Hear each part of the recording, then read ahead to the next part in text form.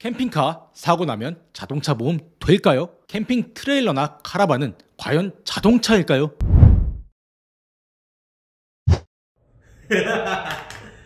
자, 갑니다. 안녕하세요. 보험 전문 기자 김승동 기자의 보험 검색 김보검입니다. 요즘 캠핑족이 정말 많이 늘었습니다. 캠핑을 가려면 적지 않은 짐을 챙겨야 하죠. 캠핑족 일부는 짐을 싣고자 트레일러나 카라반을 사기도 합니다. 그리고 일부는 캠핑카를 계약하기도 하죠. 이런 사람들 진짜 부럽습니다. 그런데 캠핑카를 타고 가다가 사고가 나면 자동차 보험에서 보상이 될까요? 캠핑 트레일러나 카라반은 과연 자동차일까요? 힐링을 하기 위해 그리고 놀기 위해 가끔은 쉬기 위해 캠핑을 떠납니다. 캠핑카를 구매하는 이유도 바다나 산으로 그리고 냇가로 더 편리하게 휴식을 떠나기 위해서죠. 그런데 자동차 보험에서 캠핑은 업무로 구분합니다. 때문에 캠핑카로 자동차 보험에 가입하려면 업무용으로 가입해야 합니다. 업무용은 개인용 자동차 보험보다 통상 보험료가 20% 정도 비쌉니다. 보험사들이 캠핑카를 업무용으로 구분하는 것은 캠핑카가 더 위험하기 때문입니다. 캠핑은 주말이나 휴가를 내야지만 갈 수 있습니다. 캠핑을 출퇴근처럼 하는 사람이 있을까요? 네, 아마 있을 겁니다. 진심으로 부럽습니다. 각설하고 캠핑카의 절대적인 운행량은 일상적으로 사용하는 차량보다는 많지 않을 겁니다. 그런데 캠핑의 특성상 한번 캠핑카를 운전하면 장거리 운전일 확률이 높죠. 또 사고가 발생하면 상대적으로 수리비가 많이 나올 겁니다. 이 때문에 보험사들은 개인용 자동차 보험이 아닌 업무용으로 구분하고 일종의 할증률을 붙여놓은 셈입니다. 보험료를 조금 더 받겠다는 의미입니다. 다만 캠핑카의 손해율만 따로 구분한 통계는 단 한 번도 공개한 적이 없습니다. 보험사가 캠핑카 보험료를 더 받는 게 적절한 것인지 확인할 수 없다는 의미입니다. 아무튼 캠핑카는 업무용 자동차 보험에 가입해야 하며 업무용 자동차 보험은 우리가 흔히 가입하는 개인용 자동차 보험보다 비싸다는 건 팩트입니다.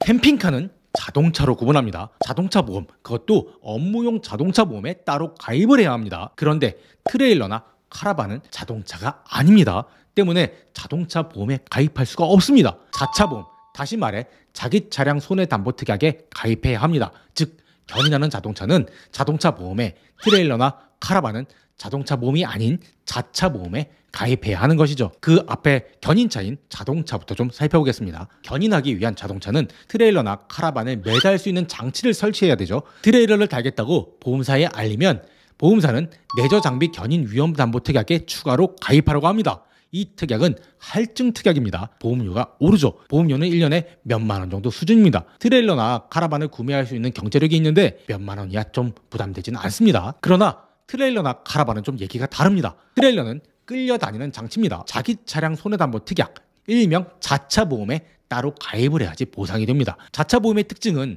차량 가액에 따라서 보험료가 책정된다는 것이죠. 카라반 중에서 정말 고가의 카라반은 억소리가 나는 것도 있습니다. 그만큼 자차 보험의 보험료도 많게는 수백만 원까지 책정될 수 있습니다.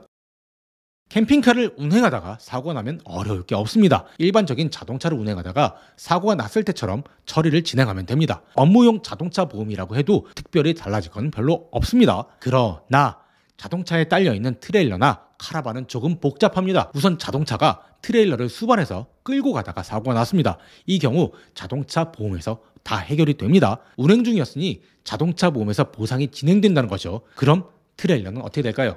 운행 중 트레일러로 인한 사고가 발생했다면 상대방은 보상을 합니다. 트레일러도 자동차의 일부로 보는 것입니다. 그런데 내가 소유한, 즉 내가 매달고 있는 트레일러는 보상이 될까요? 트레일러에 자차 보험이 없다면 보상이 되지 않습니다. 즉 상대방은 배상해주지만 본인의 경우 자차 보험 여부에 따라서 보상 여부가 결정된다는 것이죠. 또 재밌는 게 있습니다. 만약 캠핑장이나 주차장 등의 트레일러 혹은 카바나를 자동차와 분리해서 세워두었습니다. 그런데 누군가가 와서 트레일러를 박살내고 뺑소리를 쳤다고 가정하죠. 아니 뺑소니 범을 잡아 배상을 진행해야겠지만 현실적으로 증거가 없다면 어떻게 보상을 진행해야 될까요? 이 경우도 자차보험 가입 여부에 따라서 보상이 달라집니다. 자차보험에 가입한 트레일러는 보상을 받을 수 있습니다. 그러나 자차보험이 없다면 내가 가입한 자동차 보험에서 보상이 절대 되지 않는다는 의미입니다. 정말 뺑소니 친 그분을 잡아가지고 인생을 실전 금융치료를 해야 된다는 거죠. 아니면 피해액을 전액 본인 스스로가 부담해야 합니다. 2020년 2월에 자동차 관리법 시행 규칙이 개정됐습니다. 기존에는 승합차만 가능했던 캠핑카 튜닝이 승용차는 물론 화물차나 특수차도 할 수 있게 됐죠. 캠핑카로 튜닝하는 차량도 지금 엄청나게 많이 늘었습니다. 튜닝한 캠핑카는 자동차 보험에서 보상이 될까요? 짧게만 언급하겠습니다. 튜닝을 했다면 보험사에 알려야 합니다. 알리지 않았다면 보상을 받기가 쉽지 않습니다. 그런데 튜닝을 했다고 알리면 어떻게 될까요? 이 경우 보험사는 인수를 거절하는 경우가 정말 많습니다. 혹은 튜닝한 부분은 부담보로 하고 가입을 받아줍니다. 보험사도 사고가 나면 어떻게 보상을 해야 할지 물적 피해에 대한 규모 등을 산정하기가 매우 힘듭니다. 손해율도 높아질 가능성이 매우 크고요. 민원도 많을 수 있다는 거죠. 그래서 그냥 거절하거나 부담보로 가입을 시킵니다. 싫으면 다른 보험사 가서 가입 여부를 알아보라는 셈입니다. 또 캠핑카의 경우 자동차 보험에서 거의 무조건 되는 긴급 출동 서비스가 불가한 보험사가 많습니다. 즉 펑크가 나거나 캠핑을 갔다가 어디 빠지거나 자동차 배터리가 없거나 이런 경우 보험사 긴급 출동 서비스를 불러도 오지 않습니다. 이유는 캠핑카가 여러 종류고 튜닝도 많이 하는데 보험사 입장에서 출동을 했는데 해결 못하는 사례가 속출하는 거였죠. 그래서 그냥 거절하는 식으로 바뀌었습니다. 또 운전자 한정 특약, 그러니까 운전자 범위도 통상은 누구나로만 설정해야 된다는 겁니다. 그래서 금융경찰이라고 하는 금융감독원 자동차 보험 책임자를 통해서 직접 알아봤습니다. 캠핑카를 소유하는 것은 통상 법인이 합니다. 그리고 앞서 얘기한 것처럼 업무용 차량으로 구분하죠. 업무용의 경우 운전자 범위를 누구나 아니면 임직원 한정으로만 합니다. 그런데 실제 캠핑카를 사용하는 사람은 가족이잖아요. 배우자가 운전할 수도 있으니 누구나로 가입하는 게 굉장히 많습니다. 그래서 누구나로만 가입해야 된다는 오해가 생겼습니다. 물론 캠핑카를 무조건 법인이 소유하지는 않습니다. 개인이 캠핑카를 살 수도 있죠. 이 경우에는 운전자 범위를 누구나가 아닌 부부 한정 등으로 좁힐 수 있습니다. 물론 운전자 범위를 좁히면 보험료도 좀 저렴해집니다. 저 김보검은 소비자분들이 현명하게 보험을 선택하고 활용할 수 있도록 보험업계의 주요 상품과 이슈에 대해 알기 쉽게 정리해드립니다. 현명한 보험 가입과 활용 방법에 대해 상담을 원하시거나 교육을 원하시는 분은 아래의 이메일로 문의주세요. 그리고 보험에 관련된 제보를 주시거나 궁금한 점이 있을 때도 김보검을 찾아주세요. 오늘 영상이 도움이 되셨다면 아래의 좋아요와 구독 버튼 눌러주시면 정말 감사합니다.